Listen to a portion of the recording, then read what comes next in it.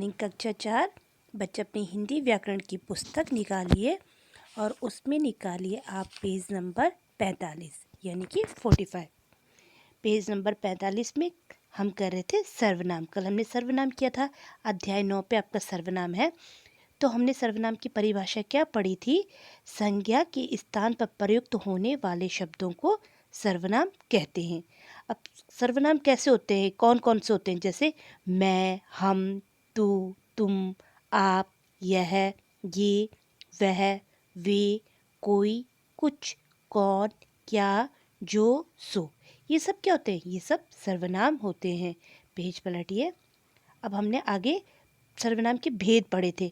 सर्वनाम के कितने भेद थे? सर्वनाम के 6 भेद होते हैं। पुरुषवाचक सर्वनाम, निश्चयवाचक सर्वनाम, अनिश्चयवाचक सर्वनाम, संबंधवाचक सर्वनाम, प्रश्नवाचक सर्वनाम और निजवाचक सर्वनाम।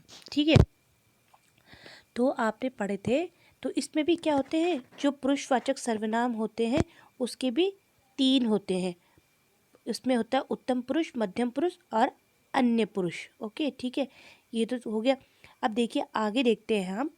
जो पुरुषवाचक सर्वनाम हमने पढ़ा था, उसमें हमने क्या पढ़ा था? पुरुषवाचक सर्वनाम कौन कौन से होते हैं?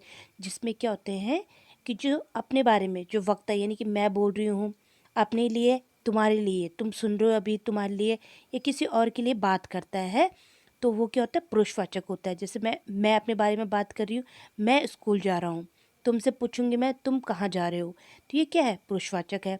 दूसरा हमने पढ़ा था निजवाचक सर्वनाम। इसमें क्या होता है? जिसमें क्या होता है? निश्चयवाचक सर्वनाम हमने पढ़ा था जिसमें किसी चीज़ का होना निश्चित होता है, ये वही चीज़ है। अनिश्चित वो होता है जिसमें अनिश्चयवाचक सर्वनाम जिसमें हमको पता नहीं होता है कि ये चीज़ सही है कि नहीं है। ये है कि जैसे चाय में कुछ पड़ा है तो हमें पता नहीं है कि कुछ पड़ा है तो क्या है वो। ठीक है।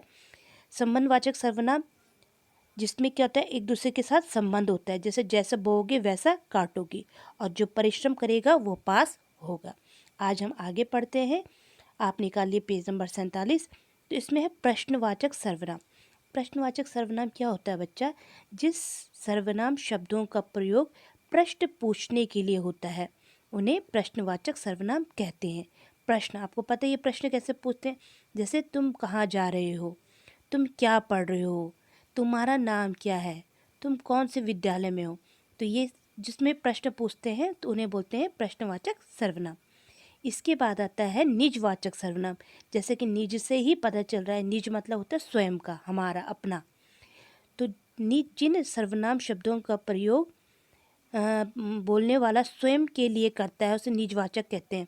वह अपने आप चला जाएगा, मैं अपना काम कर लूँगा, अपना काम स्वयं करो, मैं अपना काम स्वयं करता हूँ। तो इनमें क्या है? पता चल रहा है कि ये निज स्वयं का है। ठीक है, अब इन्हें भी जाने। अब आगे है, देखिए सर्वनाम शब्दों का लिंग तथा क्रिया पर क्या प्रभाव पड़ता है। लिंग आपको पता है, स्त्रीलिंग और पुल्लिंग। और क्रिया, जो क्रिया कार्य होती है उसे हम क्रिया कहते हैं। जैसे आप क्या कर रही हैं, आप क्या कर रही हैं। आप तो क्या हो गया? सर्वनाम। और क्रिया क्या है? कर रही हैं। और आप क्या कर रहे हैं, आप क्या कर रहे हैं। मैं खेलती हूँ, मैं खेलता हूँ। यानी कि पहले क्या है? आप क्या कर रही हैं, यानी कि ये लड़की है, इससे क्या बोल रही है? ये क्रिया क्या हो रही है? कर रही है। और दूसरे में लड़का है तो क्या है? क्या कर रहे हैं। मैं खेलती हूँ, मैं लड़की हूँ, मैं खेलती हूँ। लड़का क्या बोलेगा? मैं खेलता हूँ। तो क्या हुआ? उपयुक्त वाक्यों से स्पष्ट होता है कि आप, मैं सर्वनाम शब्द दोनों स्त्रीलिंग और पुल्लिंग के लिए प्रयुक्त किए गए हैं। सर्वनाम शब्दों में लिंग की पहचान क्रिया से होती है। किस होती है? क्रिया से। देखिए और समझिए। उपयुक्त वाक्यों में दिए गए क्रिया शब्दों से रही, खेलती, खेलता, रहे से उसके लिंग की पहचान होती है। वचन के आधार पर सर्वनाम शब्दों के रूप बदल जाते हैं। अब देखो रूप कैसे बदल जाते हैं। एक वचन में हम क्या बोलते हैं? देखिए आगे ऐसे करके देखते हैं। एक वचन में मैं, और अगर हम बहुत सारे होंगे तो हम बोलते हैं हम। जैसे मैं बोलती हूँ मैं पढ़ा रही हूँ, और जब सारे टीचर होंगे तो सब टीचर अपने आपस में बात करते हैं तो हम कहते हैं हम पढ़ा रहे हैं।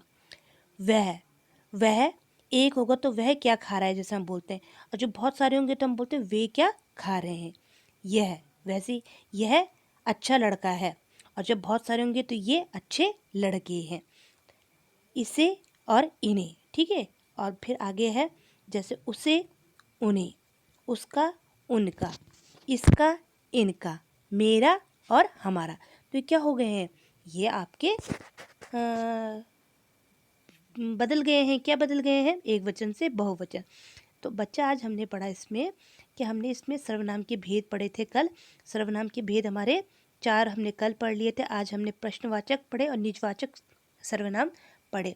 तो यहाँ पे आपका सर्वनाम पूरा हो गया है। तो आज आप क्या करेंगे, सबसे पहले अपनी जो कॉपी है उस पर लिखेंगे। सबसे पहले ऊपर से सर्वनाम डालेंगे, और आपने ये पुस्तक से देख के ही करना है। और दूसरे पे आप सर्वनाम की क्या लिखेंगे, परिभाषा लिखेंगे। सर्वनाम की परिभाषा लिखने के बाद आप ये 6 सर्वनाम के भेद लिखेंगे, और ये 6 भेद आप अपनी कॉपी में करेंगे, और इसके अभ्यास हम दूसरे वीडियो में करेंगे। तो आज आप लिखित कार्य में ये कार्य करेंगे। ओके।